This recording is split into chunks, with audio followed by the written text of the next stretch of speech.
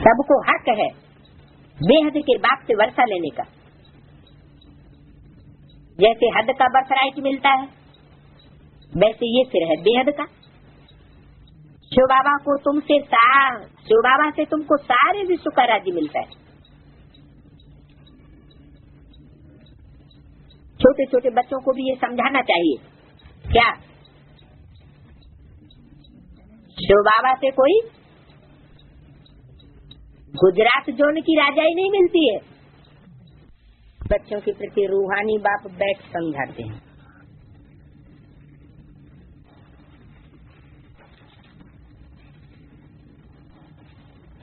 यही वाक्य बार बार मुरलियों में पहले क्यों बोलते हैं?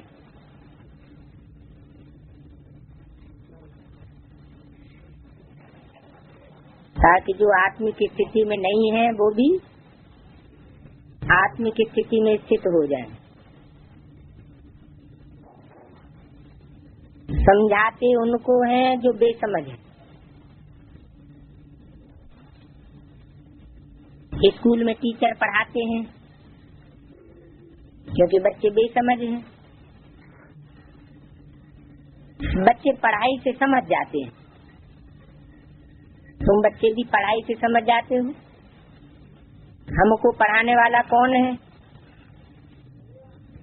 ये बात तो कभी भी भूलो नहीं।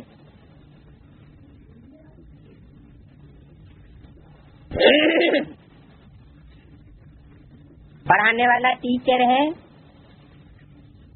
सुप्रीम बाप।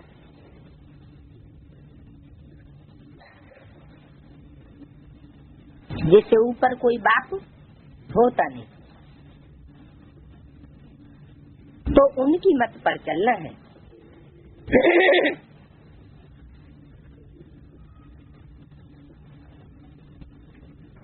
नेक्स्ट सुप्रीम बाप कौन हुआ?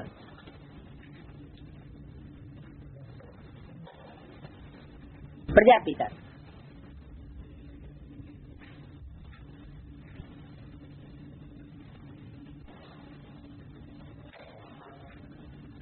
श्रेष्ठ बनना है, श्रेष्ठ से श्रेष्ठ होते हैं सूर्यवंशी।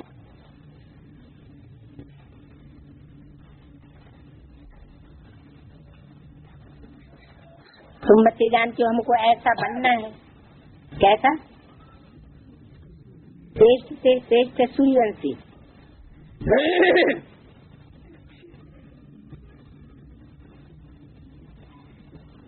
बल चंद्रवंशी भी श्रेष्ठ हैं,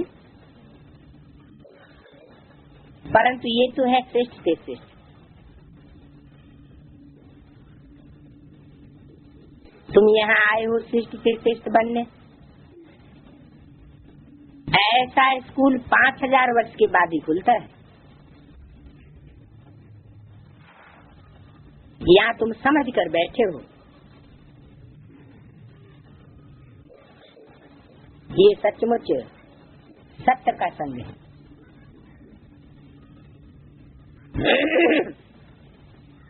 और सत्य है ऊंच से ऊंच, उनका तुमको संग है। वो बैठकर सतयुग का श्रेष्ठ देवता बनाते।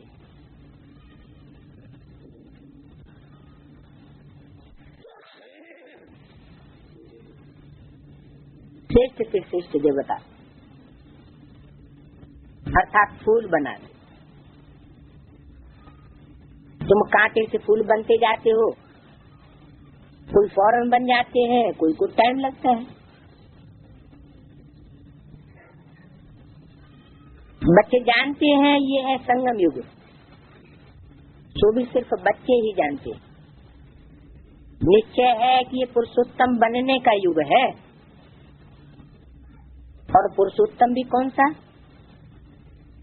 ऊंच से ऊंचे आदि सनातन देवी देवता धर्म के जो महाराजा महारानी हैं, वो बनने के लिए तुम यहाँ आए हो।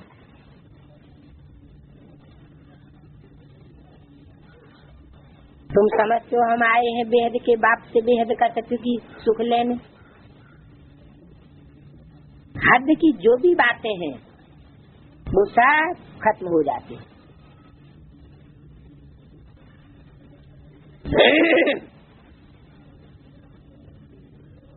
एक हद का सुख होता है और बेहद का सुख होता है।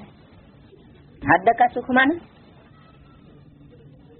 हद की दुनिया के साधनों का सुख और बेहद का सुख अतीन्द्रिय सुख, जिसमें इंद्रियों का भी आधार लिया न लिया कोई जरूरी नहीं है। इंद्रियों की पकड़ से वो सुख बाहर है।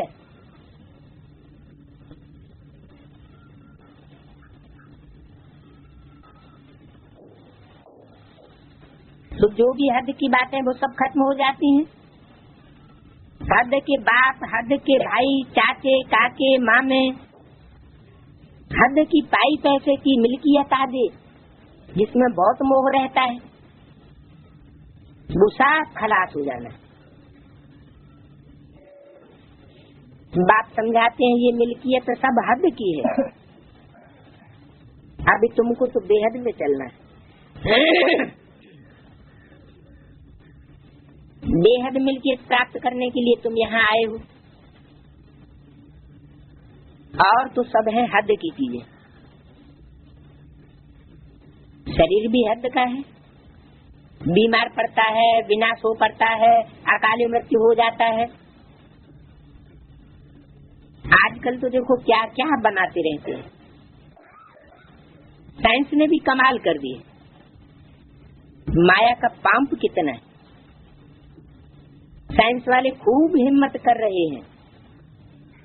जिनके पास बहुत महलमानियां आदि हैं वो तो समझते हैं अभी हमारे लिए यही सत्युग है।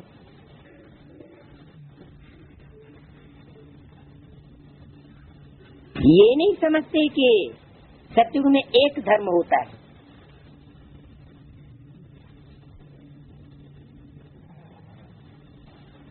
अलग अलग प्रकार की धारणाएं नहीं होती, वही नई दुनिया होती है जहाँ एक धर्म और एक राज्य। बाप कहते हैं बिल्कुल ही बेसमझ, तुम कितने समझदार बनते हो, ऊपर चढ़ते हो फिर सीढ़ी नीचे उतरते हो,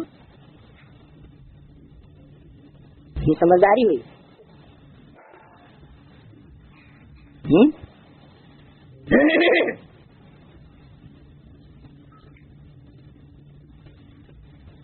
नीचे उतरना समझदारी हुई क्या?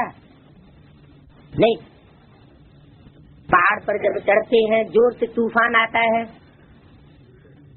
तो शेल्टर लेने के लिए कुछ नीचे भी उतरना पड़ता है। इसका मतलब ये तो नहीं कि वो हिम्मत हार गया, हारने वालों की लिस्ट में आ गया, नहीं। थोड़े समय के बाद फिर चढ़ना। इसलिए कहते हैं, भक्ति मार्ग में भी कहते हैं, मन के हारे हार है। अगर मन बुद्धि से हार गए तो हार गए, बाकी ऐसे नहीं कि माया कोई को पछाड़ती नहीं है। माया भले पछाड़ती है, लेकिन जैसे साइकिल से गिरने वाला फट से उठ के खड़ा हो जाता है, तो क्या हिम्मत हार गया? नहीं।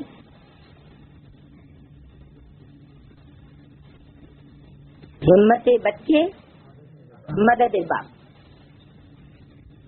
सत्युग में तुम समझदार थे, फिर 84 जन्म लेते लेते बेसमझदार बने।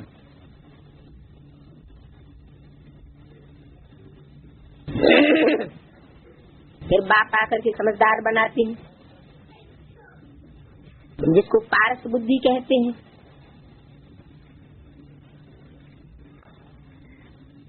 तुम जानते हो हम पारस बुद्धि बहुत समझदार थे।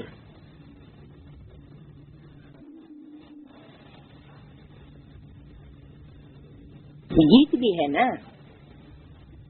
बाबा आप जो वर्षा देते हैं, सारी जमीन सारा आकाश सब के हम मालिक बन जाते हैं। कोई भी हमसे छीन नहीं सकता, कोई का दखल नहीं हो सकता। बाप तो बहुत बहुत देते हैं, इससे जागती झोली कोई भर नहीं सकता।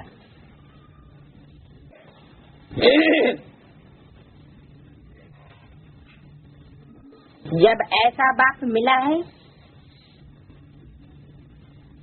जिसको आधा कल्प याद किया है,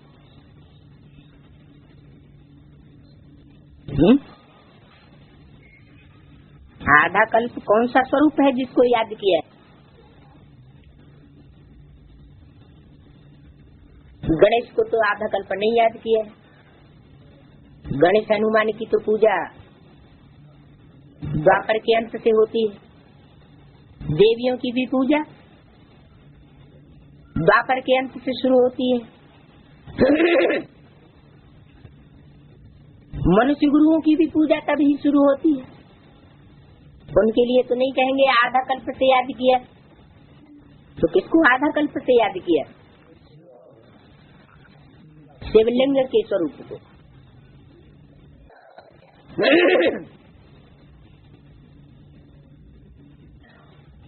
जिस लिंग में लिंग के साथ बिंदु भी जुड़ा हुआ था, सोमनाथ मंदिर में हीरे की ज्योति भी बीच में जड़ी हुई थी। तो सिर्फ लिंग ही नहीं, लिंग के साथ बिंदु भी। तो ये प्रवृत्ति की याद हो गई। बिंदु है सुप्रीम आत्मा की यादगार, और लिंग है साकार शरीर की यादगार। साकार शरीर होते हुए भी निराकारी स्टेज वाला, जिसको हाथ पांव नाक आंख कान का भान होता नहीं। तो चित्रकार कैसे दिखाए? इसलिए लिंग दिखा दिया, नहीं तो शिव बाप कोई इतना बड़ा नहीं होता। लिंग इतना बड़ा, शिव कितना है? ज्योति बिंदु ही है, सभी आत्माएं बिंदु बिंदु है। लेकिन जब शरीर धारण करती है तो उनको चैतन्य कहा जाता है।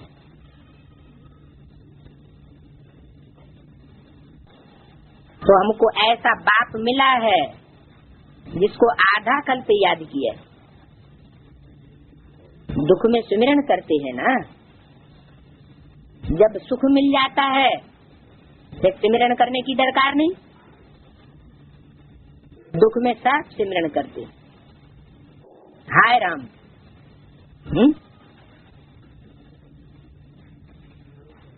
जब दुख की बात मुख से निकलती है या कोई दुखी होते हैं तो अक्सर क्या बोलते हैं? हाय राम, हाय कृष्ण बोलता है कोई, हाय शिव, हाय ब्रह्मा नहीं, हाय नारायण। क्या बोलते हैं? हाय राम। माना कि दुख के समय में जबकि दुनिया का विनाश होगा, नाना चाचा काका ताऊ बाप पत्नी पति सब चौकड़ी काट जाएंगे। जैसे यज्ञ के शुरू में हुआ, हिंदुस्तान पाकिस्तान का जब बंटवारा हुआ, खून की नदियां बही, तो किसी को यही ध्यान नहीं रहा कहाँ हमारी पत्नी है, कहाँ हमारे बच्चे हैं, कहाँ हमारा बाप है। जिसको जहाँ सर छुपाने को जगह मिली भाग खड़ा हुआ। लेकिन उस समय तो बाप प्रत्यक्ष नहीं था, प्रत्यक्षता बाप की नहीं हुई थी। और अब तो ऐसा समय आने वाला है, एक तरफ प्रत्यक्षता का नजारा और दूसरी तरफ विनाश का नजारा। तो उस टाइम सब के मुख से निकलेगा, क्योंकि दुख का समय होगा। कोई संबंधी, लौकिक संबंधी किसी के नहीं रहेंगे। सारी दुनिया की बुद्धि में ये पक्का बैठ जाएगा कि कोई किसी का नहीं है, एक परमात्मा बाप के सिवाय सबका एक ही सहारा होगा। तो जब दुख पड़ता है तो भक्ति मार्ग में भी उसी समय की यादगार में बोलते हैं हाय राम।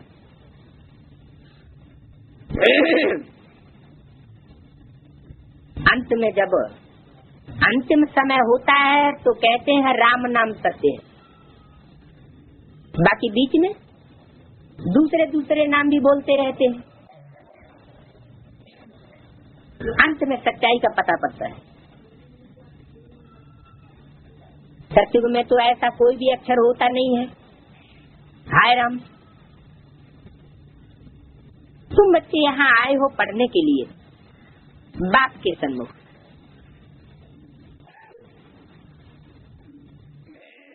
इसलिए आए हो, पढ़ने का एम ऑब्जेक्ट लेकर के आए हुए हो और साधारण पढ़ाई नहीं पढ़ने के लिए आए हो। ऐसी पढ़ाई पढ़ने के लिए आए हो जो सिवाय बाप के और कोई पढ़ा ही नहीं सकता। कब से? 69 के बाद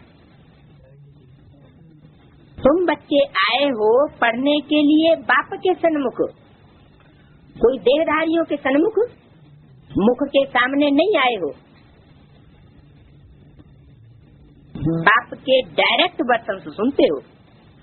कौन? तुम बच्चे। तुम किससे कहा जाएगा? सन्मुख बैठा होगा उसी से तुम कहा जाएगा। तो तुम बच्चे डायरेक्ट वर्तन से सुनते हो, और जो मेरे बच्चे नहीं हैं वो डायरेक्ट वर्तन से नहीं सुन सकते।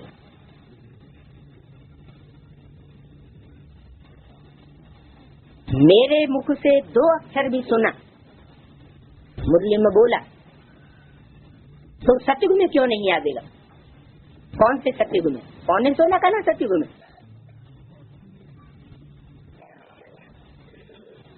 14.5 का ना सतयुग में? नहीं, सतयुग माना सत्य ही सत्य है, 100% जहाँ सत्य है ऐसा सतयुग। माना 84 जन्मों में से पहले जन्म का युग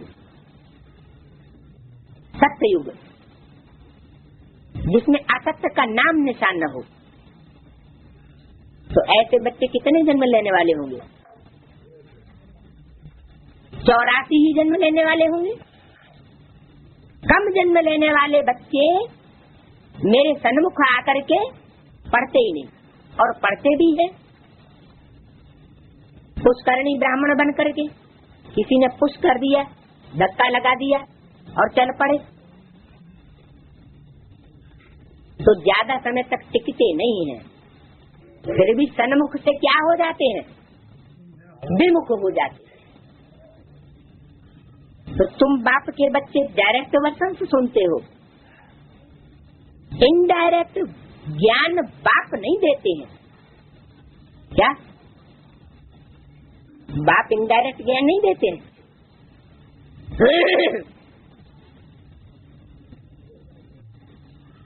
इनडायरेक्ट माने गुरुओं के थ्रू, और डायरेक्ट माने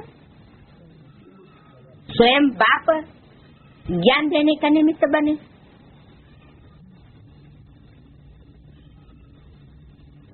ज्ञान तो डायरेक्ट ही मिलता है, बाकी जो कुछ भी इनडायरेक्ट मिलता है वो सब क्या हो जाता है? अज्ञान। इसलिए बोला एक बाप से ही सुनो।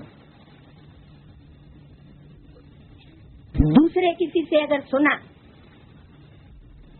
तो बेविचारी ज्ञान हो जाएगा, क्योंकि दूसरा कुछ न कुछ अपनी मत मिक्स जरूर करेगा, 1-2 अक्षर तो मिक्स कर ही देगा। तो ज्ञान डायरेक्ट ही मिलता है, और डायरेक्ट ज्ञान देने के लिए बाप को आना पड़ता है।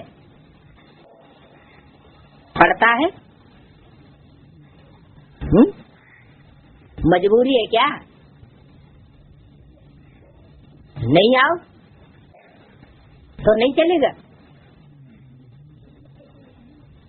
कहते हैं मीठे मीठे बच्चों के पास आया हूँ, कड़ुए कड़ुए बच्चों के पास नहीं आया हूँ।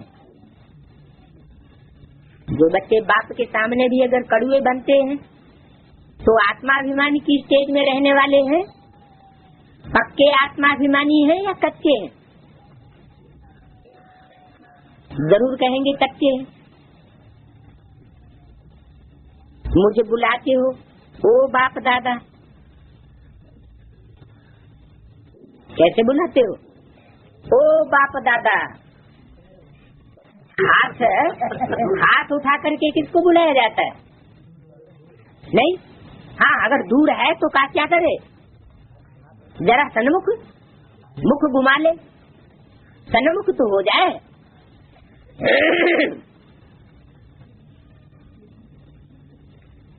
बाप भी रिस्पॉन्ड करते हैं, बच्चे कहते हैं ओ बाप दादा, और बाप कहते हैं ओ बच्चों। आप मुझे अच्छी रीति याद करो, है? मुख घुमा घुमा के याद नहीं करो।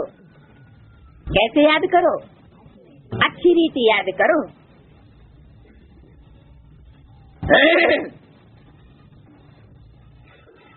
भूलो नहीं। माया की विघ्न तो अनेक आएंगे, तुम्हारी पढ़ाई छुड़ाए तुमको दे अभिमान में लाएंगे, इसलिए खबरदार रहो।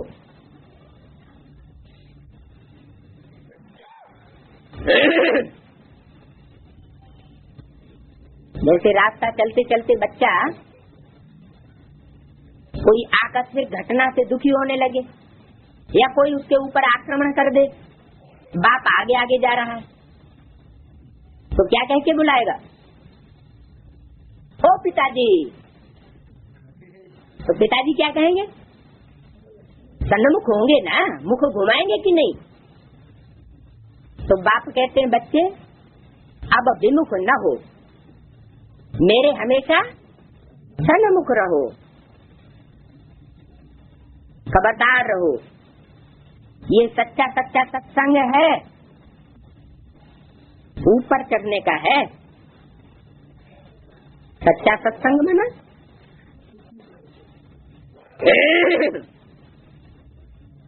वो सब सत्संग आदि हैं उतराई के, और ये सत्संग है चढ़ाई का, ऊंची स्टेज में। बाकी कोई पहाड़ की चोटी नहीं है जिस पर कोई चढ़ के बैठना है। सत्य का संग एक ही बार होता है और झूठ संग जन्म जन्मांतर अनेक बार होते हैं। बाप बच्चों को कहते हैं ये तुम्हारा अंतिम जन्म है, अब वहाँ चलना है जहाँ कोई अप्राप्त वस्तु नहीं होती। कैसी स्टेज बन जाती है? पाना था तो पा लिया, अब कुछ पाना शेष नहीं रह गया। दूसरा पेज, जिस अप्राप्त वस्तु, कोई अप्राप्त वस्तु नहीं रहती जिसके लिए तुम पुरुषार्थ कर रहे हो। मना इच्छा मात्रम अविद्या। ये जो बाबा कहते हैं ये तो तुम अभी सुनते हो, वहाँ तो ये कुछ भी पता नहीं पड़ेगा। अभी तुम कहाँ जाते हो? अपने सुखधाम में। सुखधाम तुम्हारा ही था, तुम सुखधाम में थे, अब दुखधाम में हो। बाबा ने बहुत बहुत सहज रास्ता बताया, तो वो याद करो। हमारा घर है शांति धाम, वहाँ से हम स्वर्ग में आएंगे, और कोई स्वर्ग में आता नहीं है सिवाय तुम्हारे। क्या इन बच्चों से बात कर रहे हैं? सन्मुख होने वाले बच्चों से बात कर रहे हैं, यानी पूरे जिन्होंने 84 जन्म लिए, क्योंकि 83 जन्म लेने वाले बच्चे भी बाप से सन्मुख होते होते फिर क्या हो जाता है, विमुख हो जाते हैं। तो जिसका अंत सुधरा उसका सब कुछ सुधरा। तो अंत में जो बच्चे बाप के सन्मुख साबित हो जाएं, वो 84 जन्म लेने वाले बच्चे हैं। तो बताया पहले हम सुख में जाते हैं फिर दुख में जाते हैं, सिवाय तुम्हारे स्वर्ग में कोई आता नहीं है।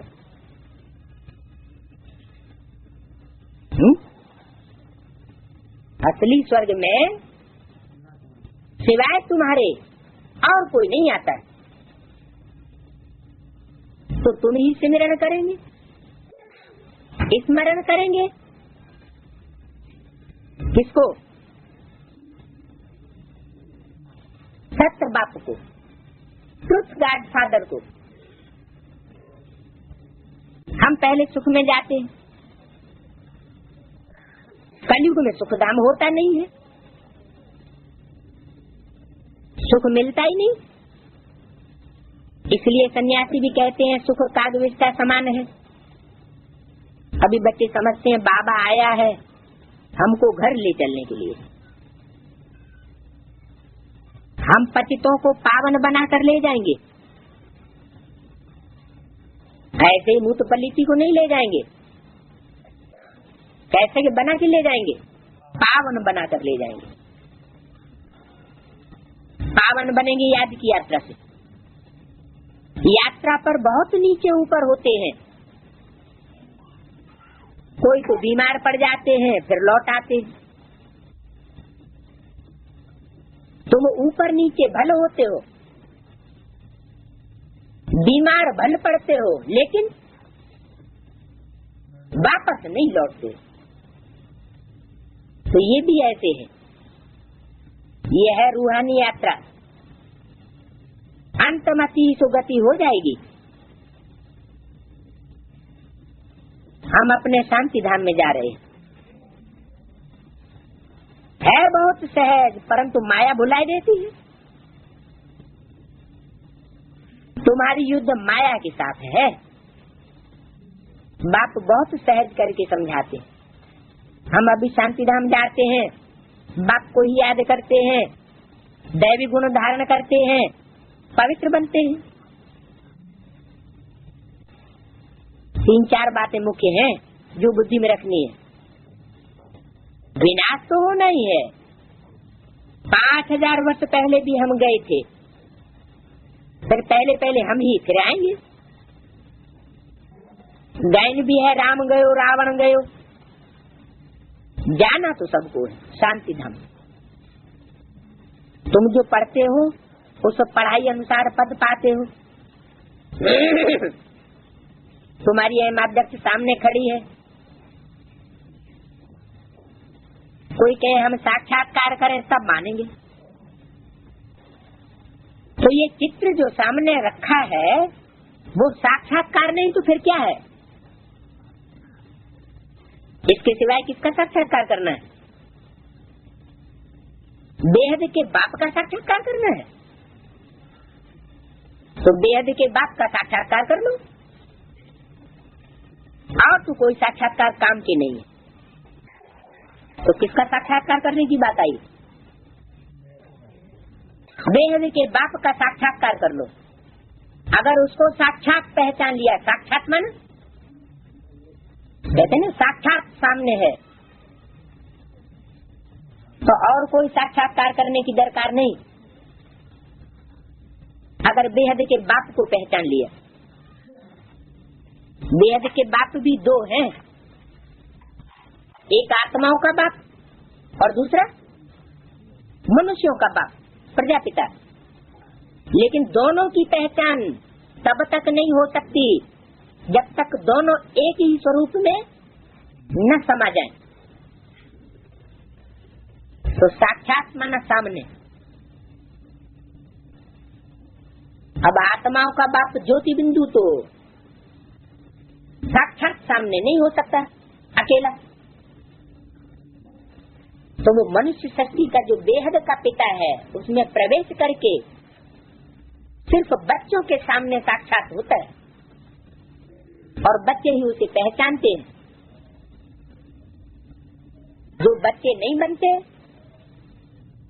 अर्थात परिपूर्ण आत्मा नहीं बनते, आत्म की स्टेज में पूरा नहीं टिकते, वो बाप को नहीं पहचान सकते। बेसिक नॉलेज की पढ़ाई जिन्होंने पढ़ ली और उसमें पास हो गए, बेसिक नॉलेज है ही मैं आत्मा बिंदु और मेरा बाप बिंदु। अगर ये पढ़ाई पढ़ते पढ़ते भी बुद्धि में यही रह गया कि बाप का साकार स्वरूप ब्रह्मा, तो फेल हो पड़ते। क्योंकि जिन्होंने ब्रह्मा का प्यार लिया, गोद लिया, उनको ब्रह्मा जरूर याद आता है, और जिन्होंने साकार का पालना ही नहीं ली, गोद ही नहीं ली, और बाद में उनको ज्ञान मिला कि आत्मा बिंदु परमात्मा बिंदु, तो उनको क्या याद आएगा? बिंदु ही याद आएगा। तो साकार स्वरूप को याद करने वालों की बुद्धि तीखी होगी या बिंदु को याद करने वालों की बुद्धि तीखी और सूक्ष्म होगी? बिंदु को याद करने से बुद्धि बिंदु बनेगी। तो सूक्ष्म बुद्धि में बाप का सूक्ष्म स्वरूप सहज ही समझ आएगा। तो बाबा का साक्षात्कार चाहते हैं, बाप से मीठी और कोई चीज नहीं होती है। बाप कहते हैं मीठे बच्चों, पहले अपना साक्षात्कार किया है। Who am I? Basic knowledge में तो बताया, बेसिक नॉलेज के बतौर बताया मैं आत्मा बिंदु, वो तो कीड़े मकोड़े पशु पक्षी सबकी आत्मा बिंदु, तो कोई विशेष नॉलेज नहीं हुई। आत्मा आती है, लेकिन मैं आत्मा इस सत्य रूपी रंगमंच पर कौन सा विशेष पाठ बजाने वाली हूँ, कौन से जन्म विशेष में, कौन से धर्म विशेष में, कौन से देश विशेष में, ये पूरा पक्का पता पड़ गया। तो पूछा, जिसे बच्चों पहले अपना साक्षात्कार किया है, कौन से बाप के बच्चे हो? है? बापों का बाप कहा जाता है, तो जरूर बाप भी तो नंबरवार हुए ना। ये सब धर्म पिताएं एक जैसे बाप हैं, कोई ऊंचे बाप और कोई नीचे, कोई श्रेष्ठ युग में आते हैं और कोई कनिष्ठ युग में आते हैं, कोई सतो प्रधान और कोई रजो प्रधान और कोई तमो प्रधान। तो पहले अपना साक्षात्कार किया है, हम किस बाप के बच्चे हैं? आत्मा कहती है कि बाबा का साक्षात्कार करें। तो अपना साक्षात्कार किया है, ये तो तुम बच्चे जान गए हो। अब समझ मिल रही है, हम आत्मा है, हमारा घर है शांति धाम, वहाँ से हम आत्माएं आती है पाठ बजाने। ड्रामा के प्लान अनुसार पहले पहले सतयुग आदि में हम जाते हैं। हम कहाँ आते हैं? पहले पहले सतयुग के आदि में आते हैं। ऐसे नहीं हमारा कोई मध्य में आने का पार्ट है, एकदम आदि में। आदि और अंत का ये है पुरुषोत्तम संगम युग। इस पुरुषोत्तम संगम युग में सिर्फ ब्राह्मण ही होते हैं और कोई नहीं होता है। कलयुग में तो अनेक अनेक धर्म कुल आदि होते हैं, सतयुग में एक ही डायनेस्टी होगी। ये तो सहज है ना। इस समय तुम संगमयुगी ईश्वरीय परिवार के हो, तुम न सतयुगी हो न कलयुगी हो। ये भी जानते हो कि कल्प कल्प बाप आकर ऐसी पढ़ाई पढ़ाते हैं। या तुम बैठे हो तो यही स्मृति में आना चाहिए, शांति धाम और सुख धाम और ये है दुख धाम। इस दुख धाम का वैराग अथवा संन्यास बुद्धि से, वो सन्यासी कोई बुद्धि से संन्यास नहीं करते हैं और तुम बुद्धि से संन्यास करते हो। वो तो स्थूल में घर बार को छोड़ चले जाते हैं और बुद्धि से फिर उसी घर घाट को याद करते रहते। तुमको तो बाप कभी नहीं कहते हैं कि घर बार छोड़ो, क्या न घर घाट छोड़ो और न घर वालों को छोड़ो। माना हम बाप के कैसे बच्चे हैं? हमारी तो पक्की प्रतिज्ञा है, हम ऐसे बाप के बच्चे हैं जिसको वरदान मिला हुआ है। क्या वरदान मिला हुआ है कि वो बाप जिस आत्मा को भी चलाएगा उसका पूरा परिवार ज्ञान में चलेगा। गुजरात को वरदान मिला हुआ है। किसको? गुजरात, जिसकी रात अज्ञान की गुजर गई वो गुजराती है। तो उसको वरदान मिला हुआ है क्या कि पूरा परिवार का परिवार ज्ञान में चलेगा जरूर। तो ऐसा बुद्धि में कभी ना आए सन्यासियों की माफी कि हमको घर बार और घर वालों को छोड़ देना है। न घर बार छोड़ना है और न घर वालों को छोड़ना है। हाँ, इतना जरूर है, भारत की सेवा तो करनी ही है। ऐसे नहीं कि घर बार को नहीं छोड़ना है, बाबा नहीं तो कहा है तो हम नाक रगड़ते रहे हर समय वही, तो नहीं। घर बार को छोड़ना नहीं है, लेकिन घर बार भी कहाँ रहता है? भारतवासियों का घर बार तो भारत में ही होगा। तो भारत की सेवा करनी है। भारत में ही भगवान आते हैं। भारत देश विशेष को भी कहा जाता है और भारत शब्द व्यक्ति विशेष के लिए भी उपयोग हुआ। भारत माता कहा जाता है तो माता कोई विधवा तो नहीं होगी, माता के साथ पिता भी होगा। तो इतना जरूर है, भारत की सेवा करनी है अथवा अपनी सेवा करनी है। सेवा तो घर में भी कर सकते हो। क्या कहा? ऐसे नहीं कि सेवा बाहर ही की जा सकती है, सेवा घर में भी कर सकते हो। पहले घर का सुधार, फिर पर का सुधार। अच्छा,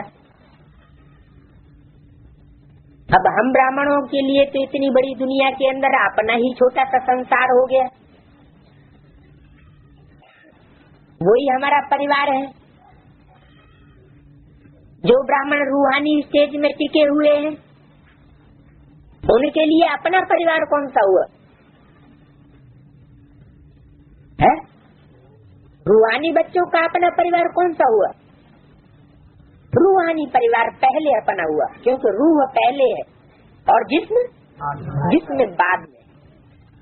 तो जिस्मानी बाप और रूहानी बाप,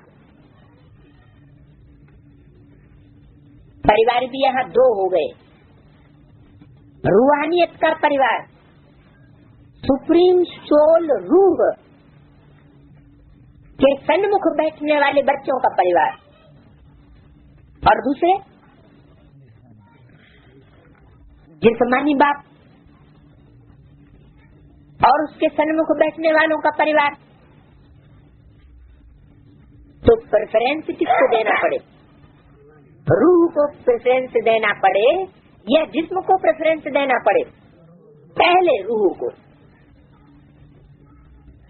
तो जिस्मानी घर परिवार को भी छोड़ना नहीं है, लेकिन प्रेफरेंस रूहानी परिवार को पहले देना। तो हम जानते हैं तो रूहानी बाप के रूहानी फर्स्ट क्लास बच्चे कितने हैं? मैं वो फर्स्ट क्लास वाला है 108, जो राजा बन करके दिखाते हैं। पहले अपनी कर्मेंद्रियों पर कंट्रोल, फिर विश्व पर कंट्रोल करके दिखाते हैं। तो वो परिवार, उसकी पहले सेवा करनी है। वो परिवार को पहले संगठित करना है। तो सेवा तो घर में भी कर सकते हो,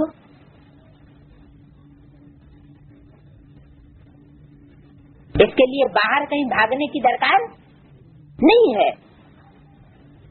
पढ़ने के लिए आना जरूर है।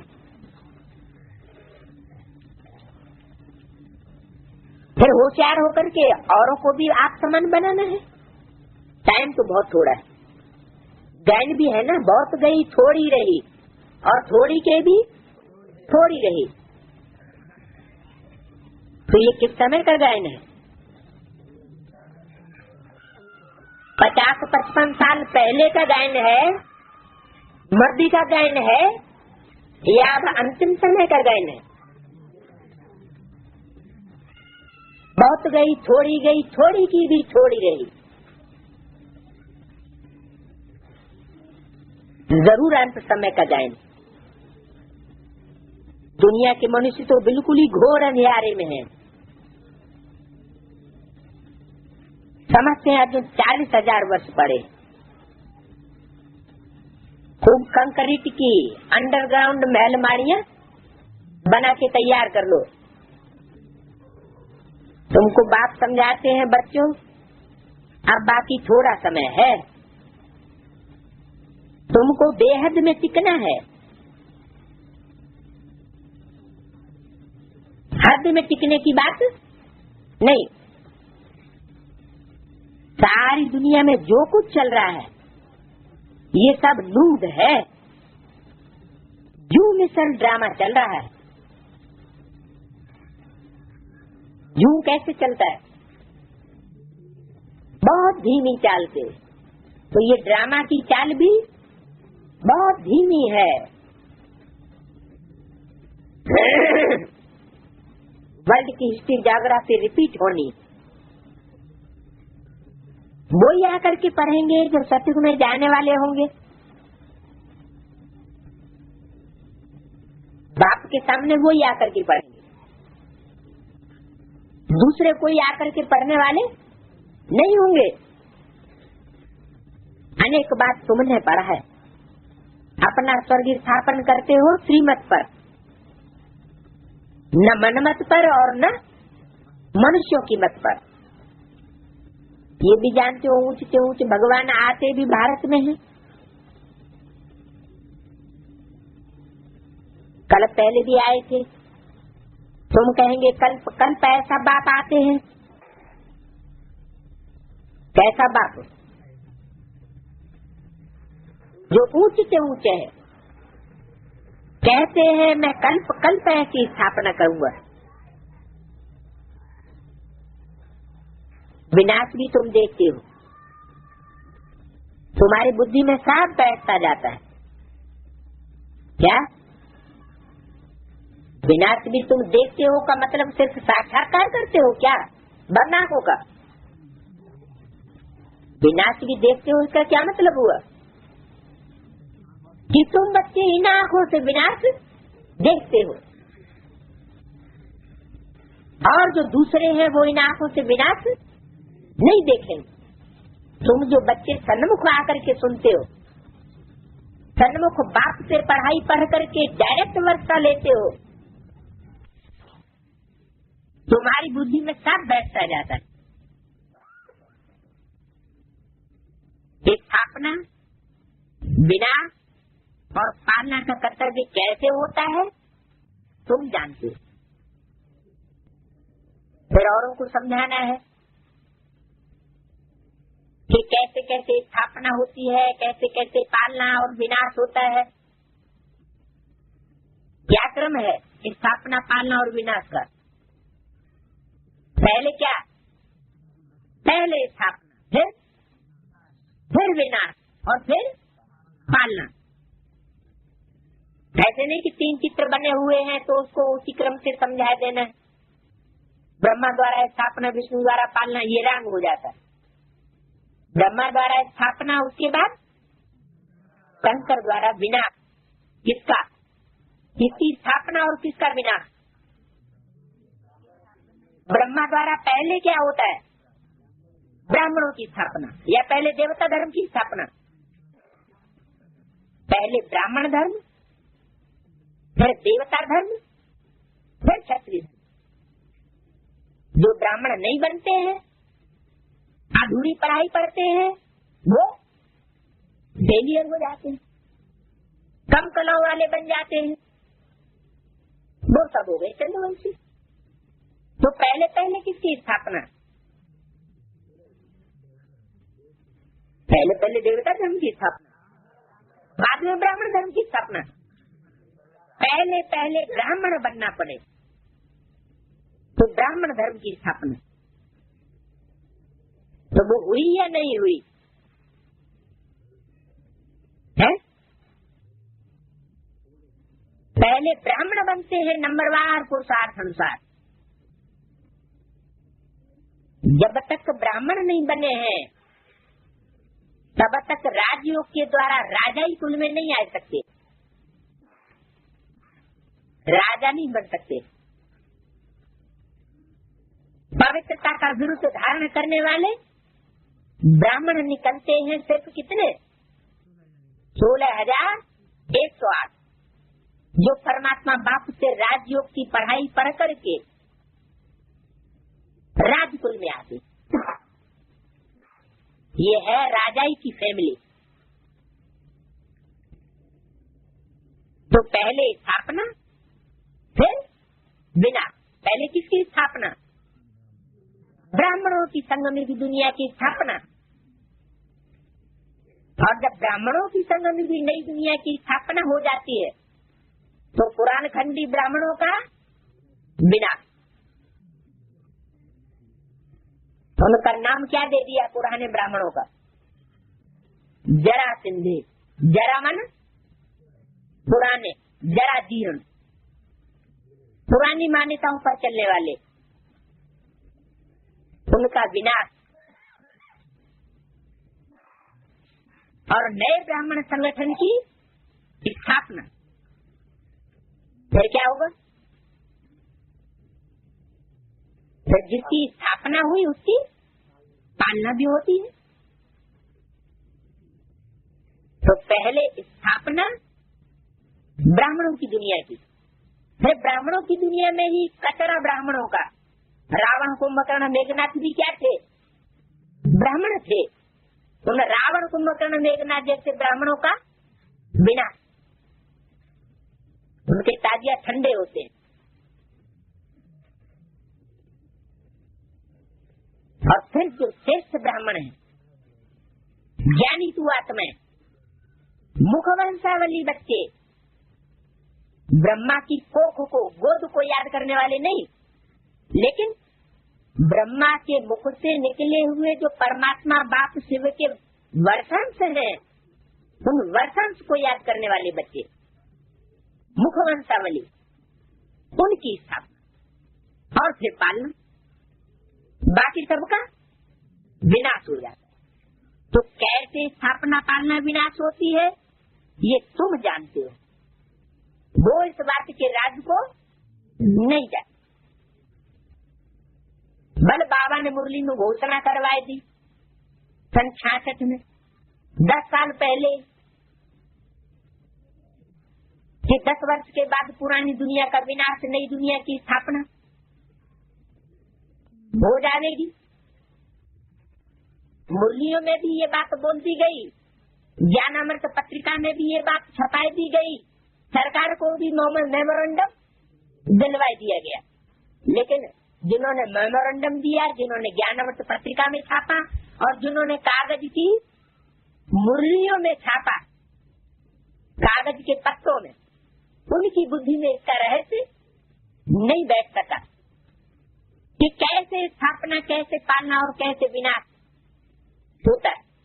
लेकिन तुम बच्चों की बुद्धि में ये रहस्य बैठ जाता है। तो जो तुम बच्चों की बुद्धि में रहस्य बैठता है वो फिर औरों को समझाने। आगे तो ये बातें नहीं जानते थे, आगे माना कब, जैसे स्थापना पालना और विनाश के रहस्य को कब नहीं जानते थे। आगे माना पहले कब नहीं जानते थे। बाप का प्रत्यक्षता वर्ष मनाने से पहले तो इन बातों को नहीं जानते थे। बाप को जानने से बाप द्वारा तुम सब कुछ जान जाते। पहली शर्त क्या है, सब कुछ जानना या बाप को जानना। बाप द्वारा, बाप को जानने से, किसी भी देहधारी धर्म गुरु के द्वारा नहीं। ये भी नहीं कहा कि ब्रह्मा द्वारा, किसके द्वारा, बाप द्वारा। मीडिया भी कौन, स्वयं बाप। इसलिए ये भी बता दिया मुरली में कि मेरा परिचय मेरे अलावा और कोई नहीं दे सकता।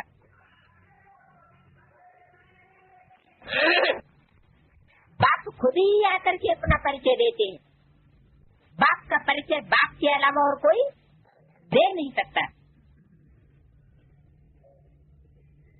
तो बाप को जानने से बाप द्वारा तुम सब कुछ जान जाते हो। वर्ल्ड की हिस्ट्री, ज्योग्राफी, यथार्थ से तुम जानते हो। क्या यथार्थ रीति तुम जानते हो, और जो जानने वाले हैं 83 जन्म लेने वाले, 82 या कम जन्म लेने वाले ब्राह्मण, वो यथार्थ रीति नहीं जानते, क्योंकि वो ऑलराउंड पाठधारी नहीं है। मनुष्य कैसे तमो प्रधान से सतो प्रधान बनते हैं वो स्त्री तुम जानते हो। सतो प्रधान से तमो प्रधान कैसे बनते हैं वो भी तुम जानते हो, और तमो प्रधान से सतो प्रधान कैसे बनते हैं वो भी तुम जानते हो। कैसे बनते हैं, कैसे का जवाब मिल गया, मिल तो गया क्या है? कैसे का जवाब दो, बाप मिला वो तो ठीक। सतो प्रधान बनते या मनुष्य मत चलने से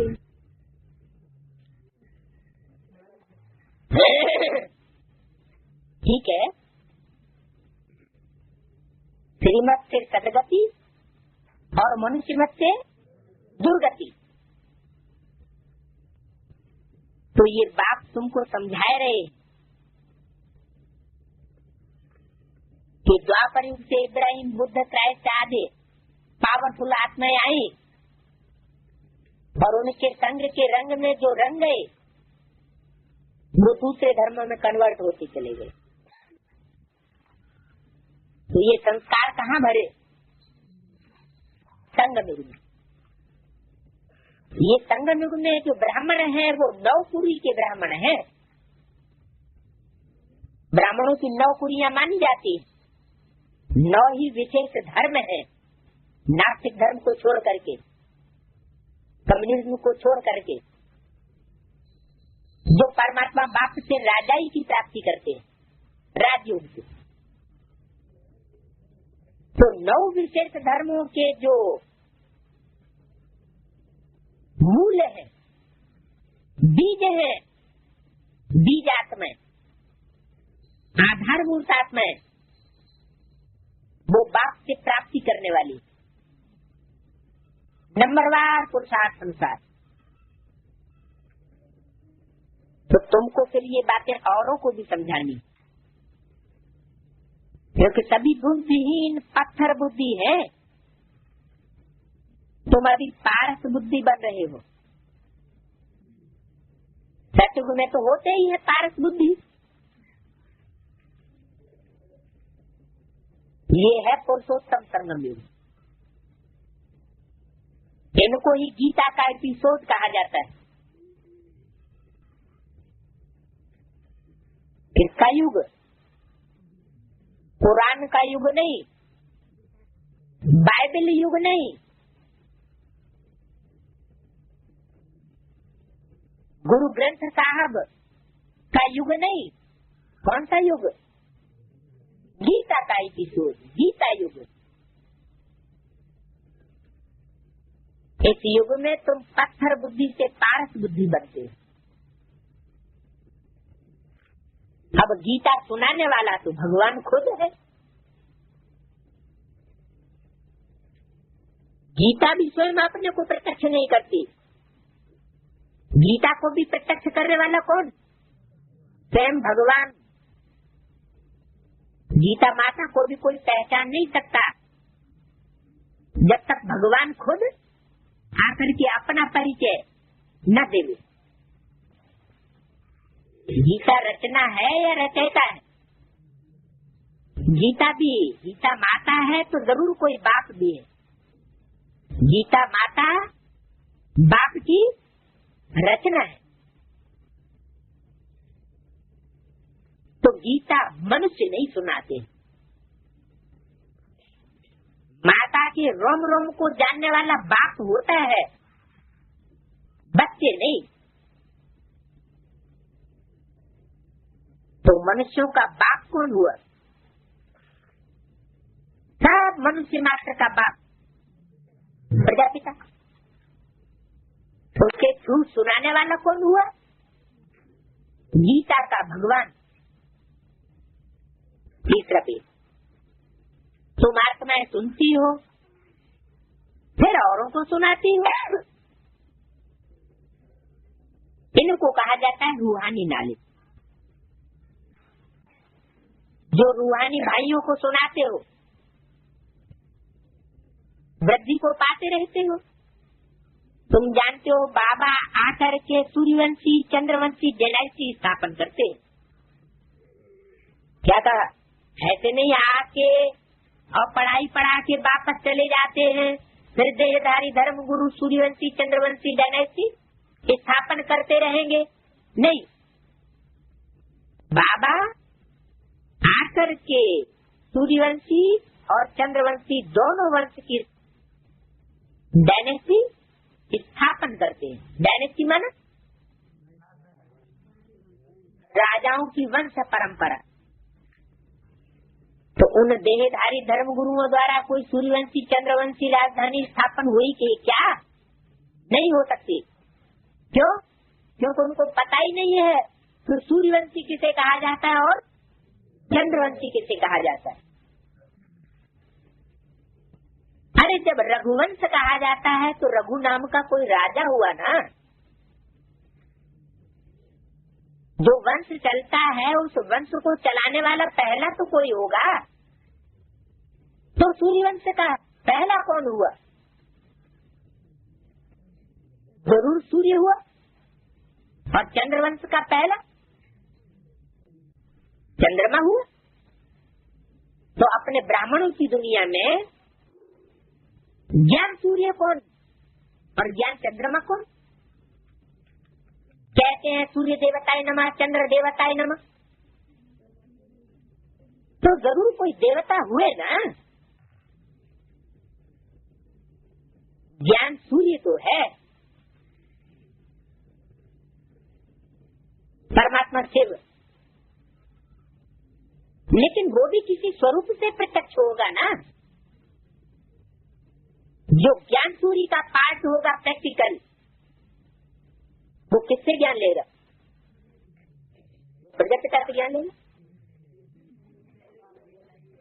जो ज्ञान सूर्य का पाठ होगा वो किसी से ज्ञान लेने वाला पाठधारी नहीं होगा, उसको कोई नहीं समझा सकता। बड़े बड़े धुरंधर जो हैं, ऋषि मुनि सन्यासी पुराने पुराने, वो भी कह देंगे हम तुमको नहीं समझा सकते। अरे उसको तो छोड़ो, उस ज्ञान सूर्य के बच्चों से ही घबरा जाएंगे, उसको भी नहीं समझा सकते। सूर्य को कौन समझाएगा? सूर्य तो ज्ञान सूर्य है, सूर्य से सारी दुनिया प्रकाश लेती है, सूर्य से चंद्रमा भी प्रकाश लेता है। ज्ञान चंद्रमा है ब्रह्मा, ज्ञान चंद्रमा ब्रह्मा ने भी प्रकाश किससे लिया? कब लिया? यज्ञ के आदि में। तो बाबा आकर के सूर्यवंशी चंद्रवंशी डायनेस्टी स्थापन करते हैं। ये कार्य अभी हुआ नहीं है।